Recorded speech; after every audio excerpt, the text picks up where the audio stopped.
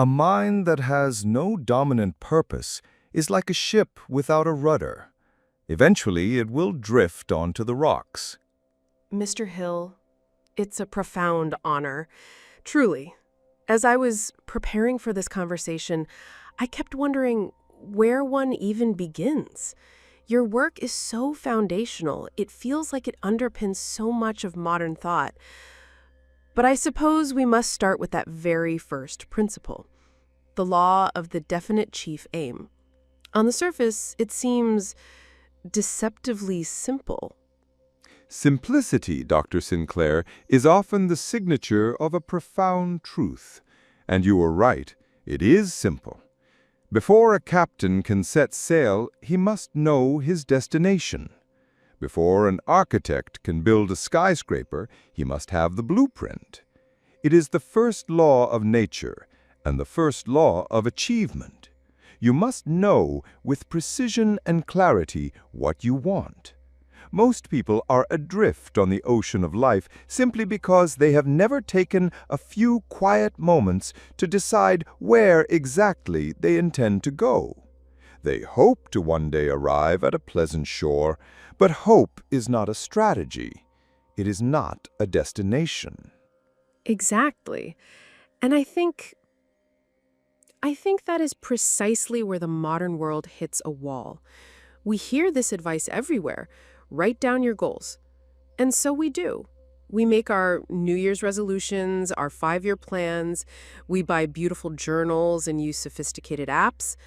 But for most of us, it's a mechanical, soulless act. It's like a school assignment we have to complete.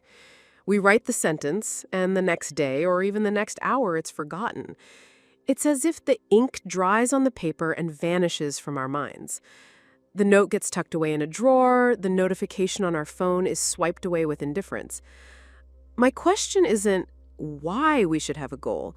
My question is, how do you transform a forgotten sentence in a notebook into a living, breathing force inside of you, a force that literally pulls you out of bed in the morning, especially on the days when all motivation is gone?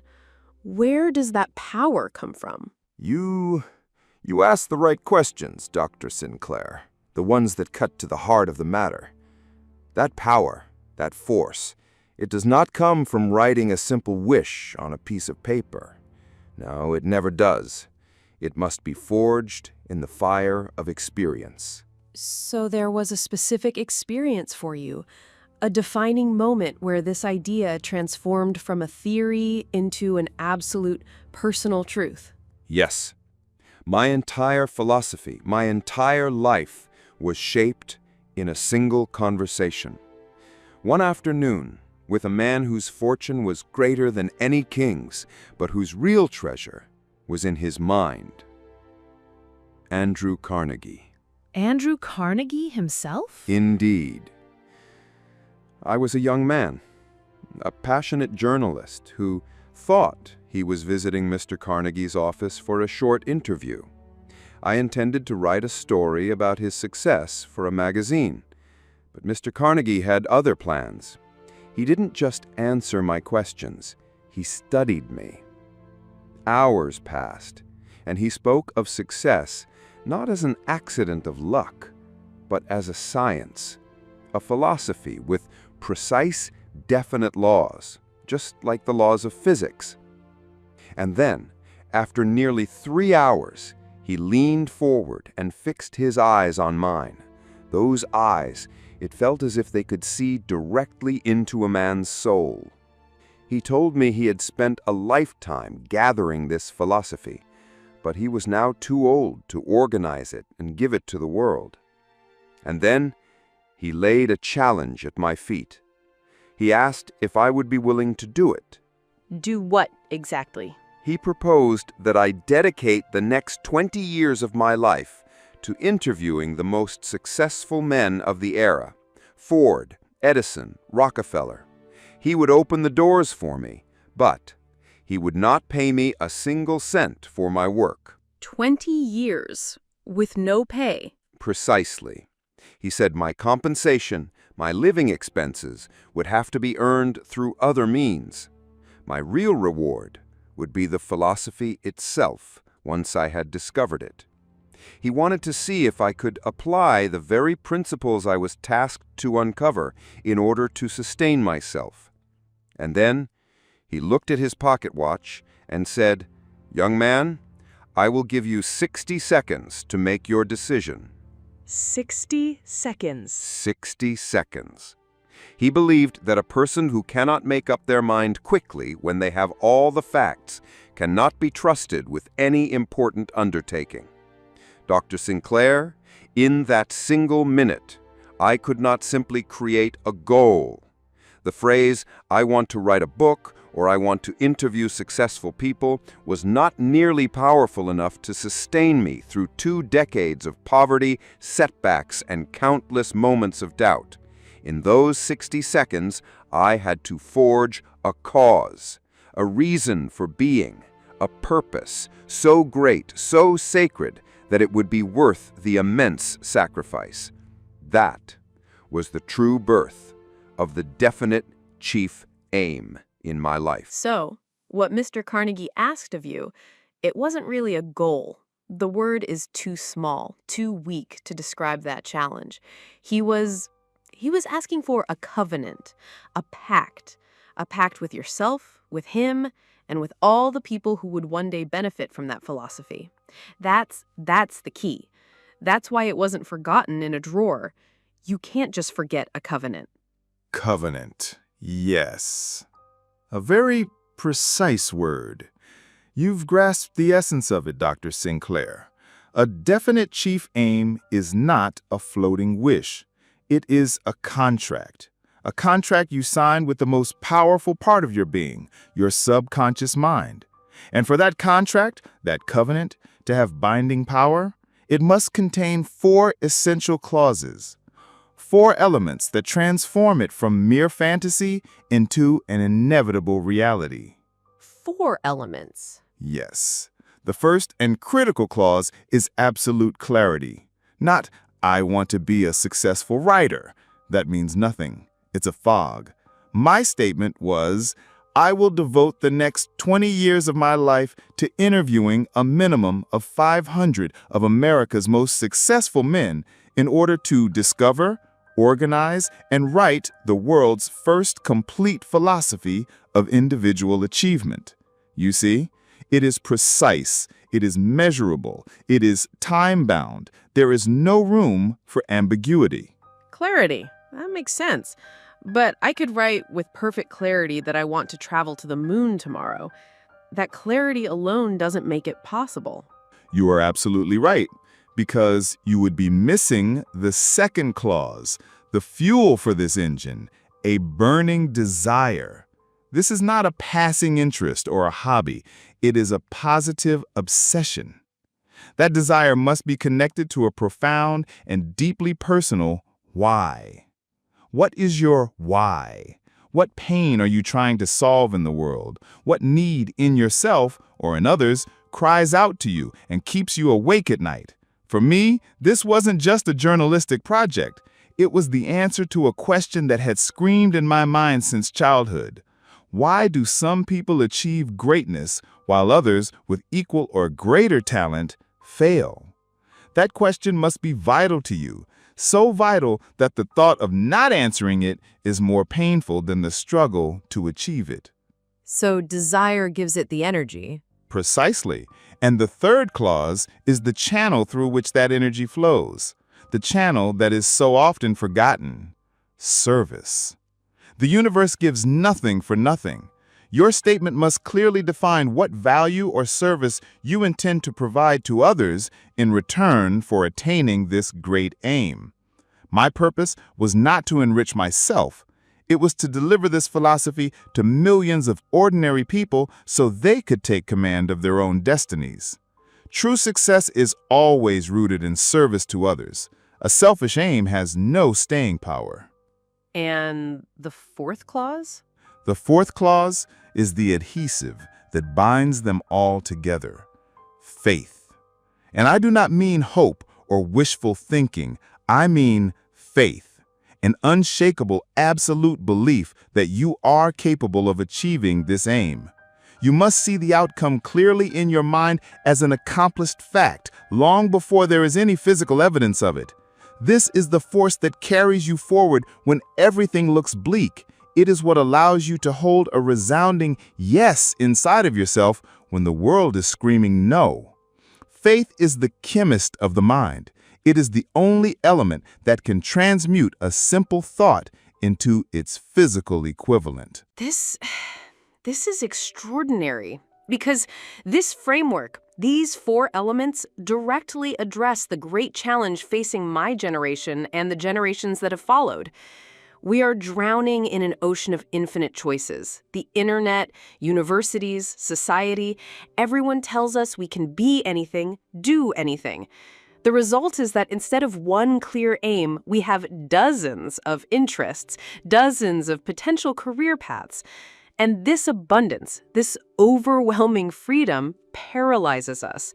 We become lost in the possibilities and ultimately achieve nothing significant. An abundance of choice without a clear compass to navigate it is as dangerous as having no choice at all. Exactly. And your 4 clauses, clarity, desire, service, and faith, act like a powerful filter, a sieve through which we can pour all of our disparate ideas and interests to see what truly remains, what is authentic. So, let's make this tangible for someone watching right now.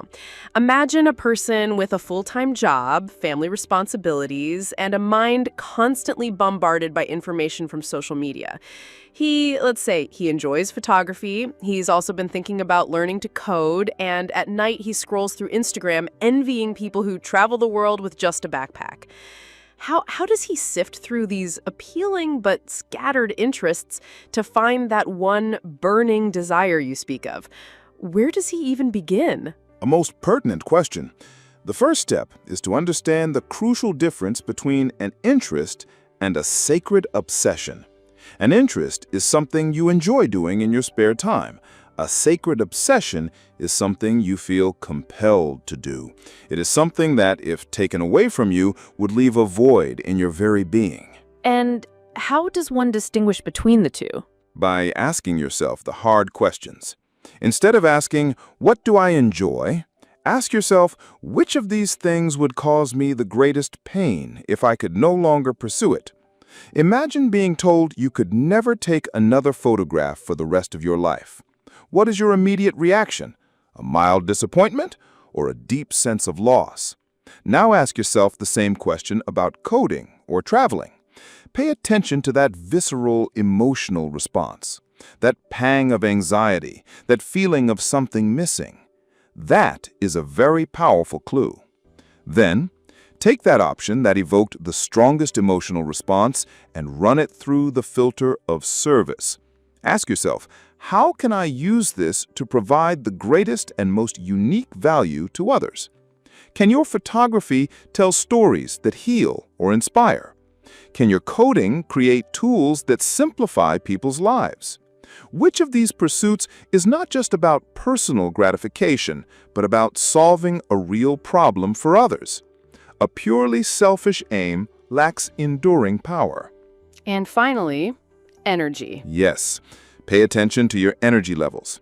After a long and tiring day, which of these activities excites you and recharges your batteries rather than draining what little energy you have left? Which one feels like play, even when it's challenging? Your definite chief aim often lies at the intersection of these 3 areas: something you care deeply about, something through which you can best serve others, and an activity that invigorates your soul. Discovering it is not an overnight process. It requires introspection and brutal honesty with oneself. Mr. Hill, all of this framework, it is so clear and so powerful. But I don't want anyone watching this conversation to simply file it away as an interesting idea and go back to their old way of life. If you'll permit me, let's, right here, right now, put this theory into practice. The surest way to understand a principle is to apply it. I agree. Wonderful.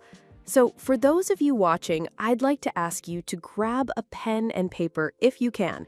If not, just close your eyes for a moment and join us on this short journey. Are you ready? Very well. First, clarity. Quiet all the noise in your mind, all the shoulds and maybes. Just one sentence. If there were only one great thing, one major accomplishment you could achieve in your lifetime that would make you proud, what would it be? Don't try to make it perfect, just write it down. Or see it with all the detail you can muster in your mind. No vague words. Now, look at that sentence or that image in your mind. Take a deep breath and ask yourself, why? Why this? What feeling does achieving this give you? Is it a sense of power, of peace, of contribution, of love? Find that feeling. Connect with it. This is your fuel. This is the burning desire. Now, consider the third step, service. How does this great accomplishment of yours connect to others? In return for achieving it, what will you give to the world? What value will you create for other people? How does your success make the life of at least one other person better? This step transforms your aim from a personal wish into a grander mission. And finally, the most crucial step, faith. Read this small statement, this covenant, back to yourself, either aloud or in your mind. How does it feel? Do you believe it with your entire being? Can you truly imagine yourself living this reality? If a small voice inside says, that's impossible, that is all right. Go back to your sentence and adjust it slightly. Tweak it until you feel that internal click, that feeling of, yes, this is possible. This is me. This statement, it is a living thing. It grows as you grow. Place it where you will see it every day, every morning and every night. Read it with all the feeling you have just discovered.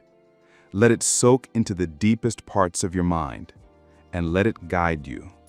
So you see, this mission statement, it isn't a detailed roadmap as many people believe. It's not meant to show you every single twist and turn of the journey ahead. No, your mission statement is not your map.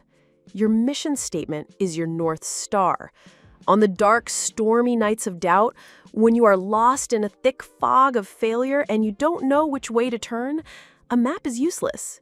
The only thing that shows you the way is that one single fixed point of light in the sky.